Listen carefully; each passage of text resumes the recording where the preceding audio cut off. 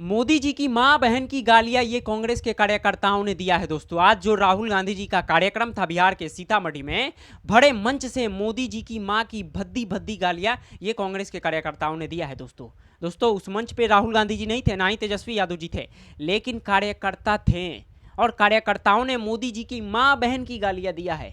लेकिन अभी तक उन कार्यकर्ताओं के खिलाफ मुकदमा दर्ज नहीं हुआ है, ना ही राहुल गांधी जी का कोई बयान आया है।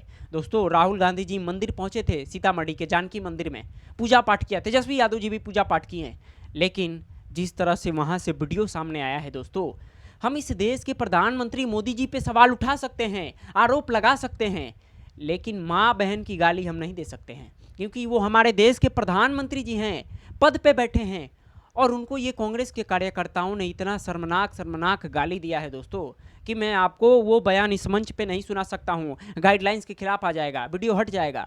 लेकिन ये खबर देखिए, न्यूज़ बड़े बड़े चैनलों ने इस खबर को चलाया है। आपको बयान सुना देता दोस्तों, लेकिन गाइडलाइंस के खिलाफ हो जाएगा।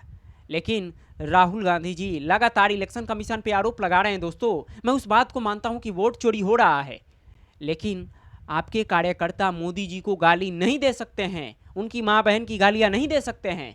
दोस्तों राहुल गांधी जी की तरफ से ये पोस्ट किया गया है, देखिए, मिसिंग मोदी कुख्यात वोट चोर। इस बात को मैं समर्थन करता हूं, ये पोस्ट ऐसे को समर्थन करता हूं, लेकिन भद्दी भद्दी गालियां देने का अधिकार इस देश का किसी भी नागरिक को नहीं है कि वो मोदी जी की मां बहन की गाली दें। लेकिन कांग्रेस के कार्यकर्ताओं ने आज बिहार में सारी हदें को पार कर दिया है और मोदी जी की मां बहन की गालियां दिया है। दोस्तों बेहद शर्मनाक है। राहुल गांधी जी को इस पर कार्रवाई करना होगा, अपने कार्यकर्ताओं के खिलाफ कार्रवाई करना होगा, वरना बिहार में उनको नुकसान देखने को मिलेगा। क्योंकि जिस तरह से मोदी जी की मां बहन की गालियां ये कांग्रेस के कार्यकर्ताओं ने दिया है दोस्तों, बेहद शर्मनाक है, चिंताजनक है। क्योंकि अभी ये लोग सत्ता में नहीं आए हैं तो इस तरह व्यवहार हो रहा है दोस्तों, इस तरह उनके कार्यकर्ता व्यवहार कर रहे हैं। ये राहुल गांधी जी को बदनाम करने का भी तरीका हो सकता है, इसकी भी जांच होनी चाहिए कि उनके कार्यकर्ता थे कि नहीं। लेकिन बताया ये जा रहा है कि वो कांग्रेस के ही कार्यकर्ता है, कांग्रेस के पट्टा वो पहने हैं, कांग्रेस का वो झंडा लेकर घूम रहे हैं, तो ये कांग्रेस के कार्यकर्ता ही होंगे, ऐसा लोग बोल रहे हैं। लेकिन राहुल गांधी जी ने बोला है दोस्तों आज बड़े मंच से कि बीजेपी के लोग कान खोल के सुन ले, हम जांच करेंगे हरियाणा विधानसभा में वोटर धांधली का, महाराष्ट्र विधानसभा धांधली में। दोस्तों मैं बोलता हूं राहुल गांधी जी की जांच कीजिए, अगर वोट चोरी हो रहा है तो आप मुकदमा दर्ज कीजिए सुप्रीम कोर्ट में, जांच कराइए, लेकिन इस तरह से आपके कार्यकर्ता मोदी जी को गाली नहीं दे सकते हैं। सुनिए राहुल गांधी जी का बयान। और अच्छी तरह बीजेपी के लोग जो ज्यादा चिल्ला रहे हैं ना, आप अच्छी तरह सुन लो।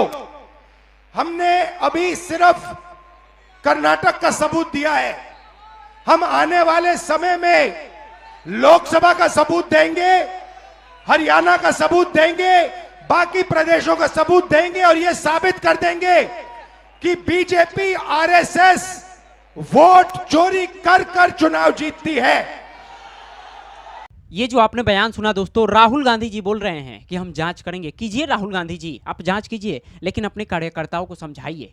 आपके कार्यकर्ता इतना शर्मनाक काम कर रहे हैं दोस्तों कि राहुल गांधी जी को नुकसान देखने को मिलेगा। क्योंकि जिस तरह से राहुल गांधी जी के कार्यक्रम में भीड़ आ रहा है, लोग जुट रहे हैं, ये कार्यकर्ता दोस्तों साफ उसको फ्लॉप कर देंगे, साफ उसको बर्बाद कर देंगे। क्योंकि एक देश के प्रधानमंत्री मोदी जी की मां बहन की गालियां कोई नहीं दे सकता है। मैं बार बार इस बात को इसलिए दोहरा रहा हूं दोस्तों, क्योंकि मोदी जी संवैधानिक पद पे बैठे हैं, चाहे वो वोट चोरी करके बने हो या चाहे कुछ भी करके बने हो, लेकिन पद पे तो हैं। अब इसकी जांच राहुल गांधी जी करेंगे। लेकिन राहुल गांधी जी ने दोस्तों दलित लोगों से खासकर अपील किया है, मैं चाहूंगा कि उनका बयान सुनिए। मेरे जो दलित भाई हैं, आप भूलिए मत, ये संविधान अंबेडकर जी ने देश को दिया है, ये कोई मामूली किताब नहीं है, ये हमारे लिए पवित्र किताब है। ये किताब हिंदुस्तान की किताब है, हमारी सोच की, हमारी विचारधारा की किताब है। और मैं सिर्फ सारे के सारे दलित भाइयों से कहना चाहता हूं, आप याद रखिए आजादी से पहले आपकी क्या हालत थी। आपको अछूत कहा जाता था, लोग आपको छूते भी नहीं थे, मारा जाता था।